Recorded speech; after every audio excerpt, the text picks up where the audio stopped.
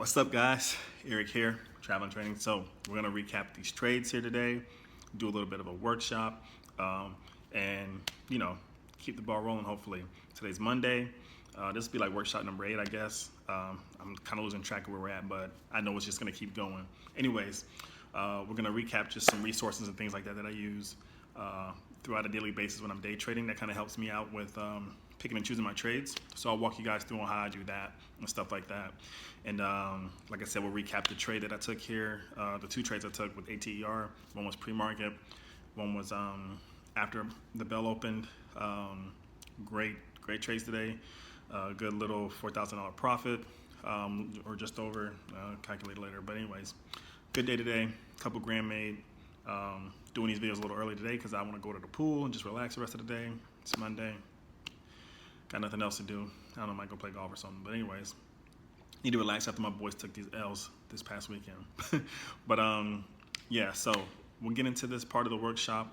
If you guys have any questions about it, just message me. Let me know. We'll continue out the rest of the week. Hopefully, keep making some money, keep grinding. For those of you, who are sitting there watching, keep learning, because the more you guys are doing this, the better you're going to get at it. A lot of you have been messaging me, telling me, showing me things that are starting to click, which is good. Congrats on that. If you need anything or struggle with anything, just let me know. I'll do my best to help you out. But other than that, let's keep going. All right, stay green. All right, guys, let's get this part of the workshop underway. What we're going to do here real quick is just talk about some resources that I use on a daily basis to be able to take a look at stocks, news, and what might be causing them to run, if anything. Okay, so I'm just going to do kind of the tip of the iceberg of the resources that I use. All these resources are completely free, so that's great, especially if you're starting out. For those of you that are in the course, I kind of go over, a way to get this all simplified into one and all that good stuff. So you have those resources in there. But for everyone else, let's just kind of take a look at the resources that I use and, give yourself some insight on why you place trades when you want to place trades. Okay. So remember, as a day trader, and you're trading off momentum, you want to typically, if you can, have some reasons to enter a trade. Me personally, I always find myself needing at least 3 reasons to get in the trade. It could be whatever reasons you want. Like I said, for me, it's 3 reasons. One major catalyst for me is news. Stocks like to run, especially small cap stocks will run off of news. Um, Stocks in general will run off of news, whether it's good news or bad news, but news nonetheless. Okay, whether it's shares being offered, if it's a merger agreement, if it's a new product coming out, things like that. This is for both small caps and large caps. News is what moves the market because news drives emotions, which emotions, reflect the market. All right. So understand that. As far as how the market reacts to the news, depends on, what the price action and charts are telling you. Okay. So where do you go to get this news? Where do you go to determine, where you can find catalysts and what's the best places to kind of go to do so? Not only the catalysts that, are things that you need to know, but you also need to know, specifics about the stock so you can know how to approach it. For example, you know, a short float a short floated stock is something that you might be interested in or might not be interested in. So where do you go to find that information? How large of a market cap a stock might have might be something that you want to consider as well too. For example, if there's a stock that has a pretty small cap and relatively short float, I know that stock is going to have the potential to rise, especially if it's great news. I'm going to be more willing to want to ride that stock out, okay, and take my profits because it could turn quickly just like it could rise quickly. Or if I'm in a stock that has a huge market cap and a relatively big float of outstanding shares, I know it's a much larger, a much larger stock. It's going to take more to move the stock. Even though it's trending upwards, I might want to stay in that trade a little bit longer. Okay, it varies from stock to stock, which is why you got to know where to find these answers at on these stocks when you're looking at them. And these resources are great tools to be able to do that. So let's kind of first start off with one of the major ones that everyone uses is FinViz. Now, of course, I have FinViz Elite.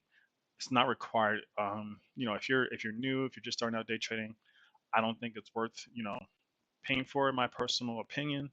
The scanner is not that great unless you're like a gap and go trader, maybe. I don't really use a scanner for anything. Well, a screener, I use that for like after hours, or if I'm just trying to search for different stocks, I would use that. So I use it just not that much. Um, but other than that, I mean, Finviz is a great tool, especially free. I used it a lot when I was starting out with trading, just to be able to get so many different things in there. I did used to use it for trading when I used to try to trade gap and go stocks. Didn't work out well for me. Um, I'm actually going to do another video here about scanning with Finviz, so you guys look out for that video. Um, it'll come out soon, but in the meantime, what would I use Finviz for? Let's say a stock is alerted, or if somehow or another you're looking at a stock and you're like, I want to pull that up and take a look at it. Finviz is great because it has a lot of information about a stock there, and it's fairly simple, quick to read. You can look at things like the market cap here. You can look at the news that came out recently with it. You can look at analyst sentiments, all that. If it's shortable, if it's optionable, all that good stuff. You can find that out quickly right here. So if a stock is alerted, you want to pull that up and find out that information, you can do so right there, which is great. Um, so that's what I like Finviz for too. Is very good on being able to do that. Um, whenever you can. So that's just one of the resources I use to be able to do research on a stock. If it's alerted, I look at it, pull up Finviz, take a look, see if there's criteria there that I look for, and then if it is great. If not, move on. Another source I like to use, Yahoo, particularly Yahoo Finance. Why? Because Yahoo Finance will have the good news as well too about stocks, depending on which tickers you type in. It'll have relative news. It'll have like different things. It gives you a good general overall broad view of the market. Like let's say for example, if we type in ATER. Sorry guys, in this video it's going to be a lot about ATR because pretty much that's the only stock I traded today. So I'll probably be just using this one as a recap right now throughout the videos and stuff. So yeah, look, you get all this right here. Get a quick idea of, hey, there's average volume right here, 8 million, but look, it's doing 202 million. I wonder why I made $4,000 off this stock today. But anyways, look, it's doing well above its normal average volume. This is a good look here. It's just things like this that show up on Yahoo that I like as well too. Talks about perks program. That's the latest. That was like 14 days ago. So one little caveat, guys, too, like when it comes to these resources and things like that, their news isn't quite up to date all the time. It's not the fastest because that's not probably not what they specialize in. But I'm gonna go over that on a good way to do that in a second here for you guys. Another resource I like to use here is Bazinga. Bazinga Pro, I think, is probably pretty good. I don't have it. If you want it, get it. If not, I mean, I can't say too much about it. I haven't used it. I know other traders who do use it. Me, I don't see no need for it. I have other things I have, but it's good for me. I used it a lot when I started out too. But it's good for like getting idea of pre-market and what moved during pre-market, especially if you're waking up and getting into a trade. This should usually be the first thing I would pull up to see what's moving in the pre-market. But you get a lot of different things with the Zingo Pro other than this. I heard their scanner is pretty good as well too. Again, I never used it, but Bazinga has a lot of tools, and I just like them for being able to like look at maybe dividend stocks and things like that, and just get more information. Because sometimes Bazinga will have news that other sources like Yahoo might not have on a stock, or Finviz might not pull up as well too. So it's always good to check them as well too. They're always a good source for news that comes in pretty frequently for stocks. Okay. So that's a good news source catalyst to be able to check. Then there's also Stock Market Watch. I typically use this one kind of like generally after hours. They're usually good at getting news and stuff like that after hours. So it's pretty good. But you can make your own portfolio. You can customize this. This is one I used a lot when I started out too. Um, it gives you top stocks for the day. Kind of similar to Bazinga in that aspect, just a different interface, honestly. But it's still good to check this as well too, because sometimes again they'll have news that others won't. Okay, so those are pretty much like the top 4 resources that I used to use. Starting out trading, and again, this was when I was trading, just trying to discover different things like, what a catalyst is, how to find it quickly, and things like that. These are some good sources you could have in your belt to be able to check when you see, hey, a stock is moving. Is there any reason why it's moving? Let me go check the Zingo Pro. Let me go check Yahoo. Let me go check FinBiz. Let me see if there's any kind of news out there about this stock that's causing it to run. Because that just helps you determine whether or not you're going to enter a stock or not. So you can imagine not only that you are looking at this stuff, but also other traders are as well. Okay, so keep that in mind. Now, let's get on to the nitty gritty. One of my favorite resources to use, and this probably eliminates all the need for all the other ones, is Thinkorswim. Particularly this section right here, live news. The only thing about this is that the live news feed, guys, can be a little bit overwhelming because it gives you, news about every single thing that's coming in order. Stocks that you might not even care about. Like, for example, I'm not going to trade a stock like AT&T. I'm not going to trade, you know, Microsoft, but it's giving you news about all that stuff too. So you kind of have to kind of keep paying attention to that. So typically when the stock is alerted, first thing I'm doing is looking at Thinkorswim in their live news feed. In addition to other things that I teach you guys in course, but usually I'm looking at this to see what's happening because more than likely some news might have came out just a second ago that caused the stock to make a movement. This is the first place you want to check. Thinkorswim, live news feed. Okay, completely free. Already built into your Thinkorswim platform. No reason why you shouldn't have that news catalyst. Now, there's other sources on there that gives you news about stocks much quicker than this. Movement on stocks much quicker than this. Again, I'm not going to go into all that. This workshop here is just going to pertain to how to find, those news sources, not how to actually use them or anything like that. Just, where I go to find them in the beginning. But the other ones that are a little bit more elite are all covered in the course, and I, give you links to all those as well too. So that's fine there. But these right here will suffice just as fine, guys. So get familiar with how to use that, and pretty much once you click on something, it pulls up the article, where it might come from. Like for example, this came from Bazinga Newswire. So if you had access to Zingo Pro, you probably got that alert too. From like news, you could probably pull that up from Zingo Pro News. So this is just kind of giving an example how everything can be all into one. Again, there's other sources out there to be able to do that, but these are some of my top free ones that I like to use, you know, throughout the daily basis. Okay. So hopefully that helps you out with doing all that. And yeah, if you guys have any questions about any of this stuff, just let me know. But check out the next videos. All right. Stay green.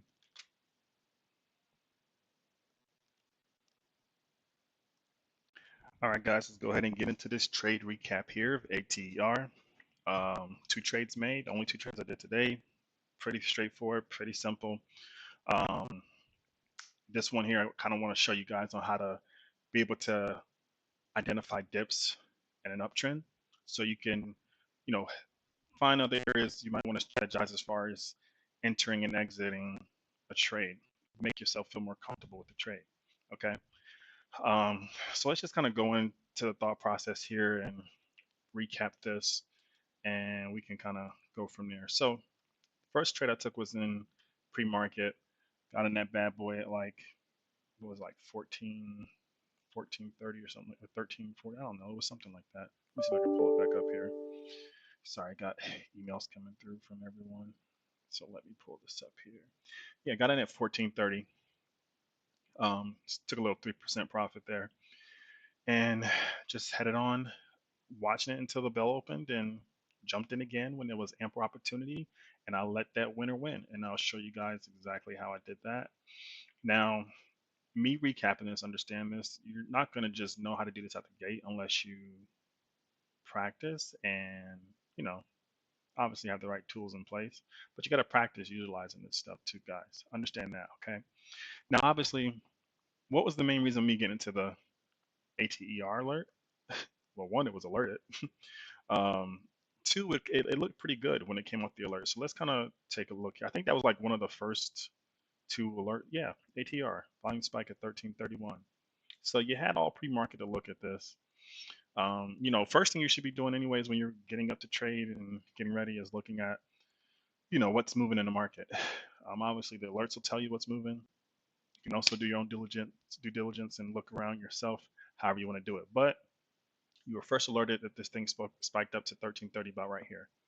So you had all pre-market to look at it. So like I said in the other workshop videos and everything, I had that pulled up on my Thinkorswim, looking at the chart. I seen that it was grinding. It was grinding, and pre-market this morning, guys, was very light. So it was kind of it'll be very easy to identify stocks that will typically move throughout the day because of the volume that comes through on them. Okay, so this one grinded, not much volume throughout the whole market.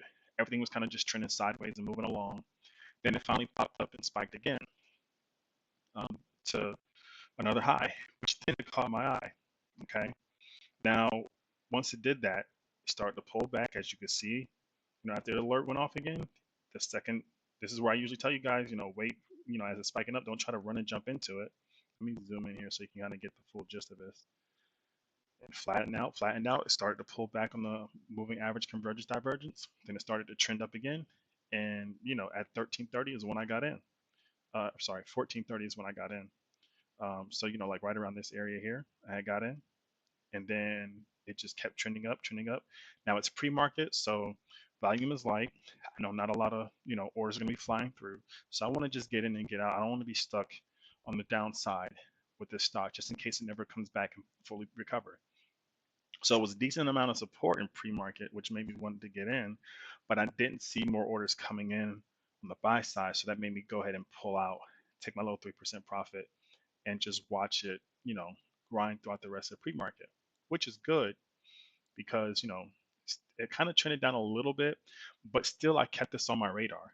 Um, Even when it crossed the volume weighted average price into bullish territory, which was right around here, right before the bell opened, I still had it on my radar, just to kind of keep there because it still looked pretty good. It wasn't like a drastic drop to where it was back down to its beginning level of support. It was just a slow grind, which was okay. I expected that.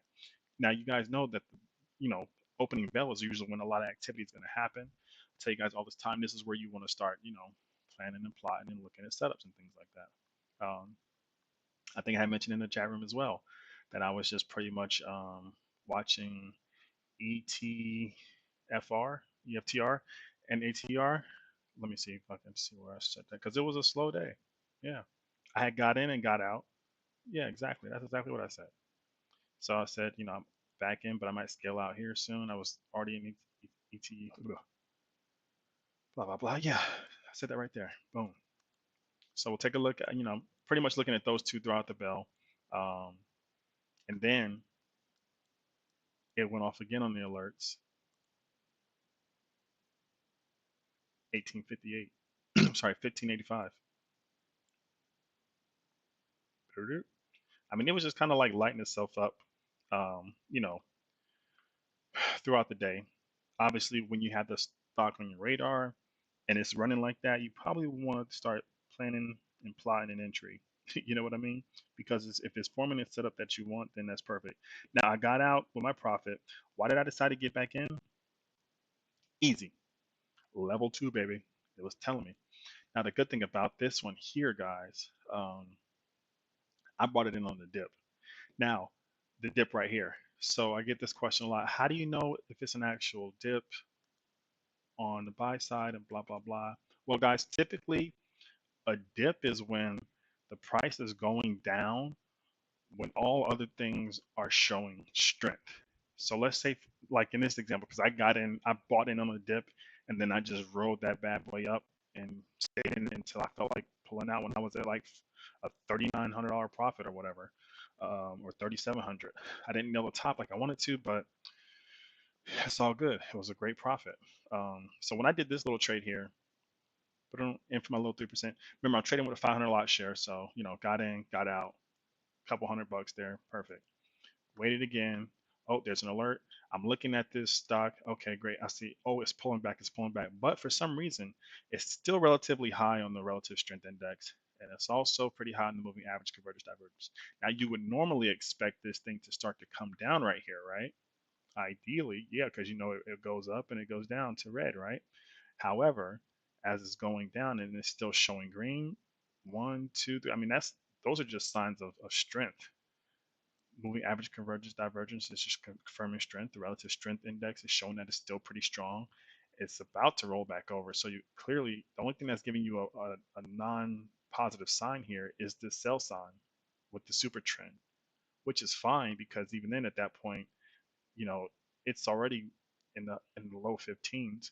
Remember, I got in at 1490. You don't need to nail the bottom, guys. You got to understand that. You don't need to nail the top to make good money. Okay, so no matter where you would have got in, remember I got in at 1490. No matter where you would have gotten, you still would have made out great as long as you didn't see any signs that's telling you to get out of the stock, which there were none. Okay, so then got in the stock, ran up, and I don't think this stock was halted at all. This one is just a pure example of a great trend of a stock moving up, gathering higher support, higher lows, higher lows, higher lows, higher lows. Now you have to know what to look for when you do that.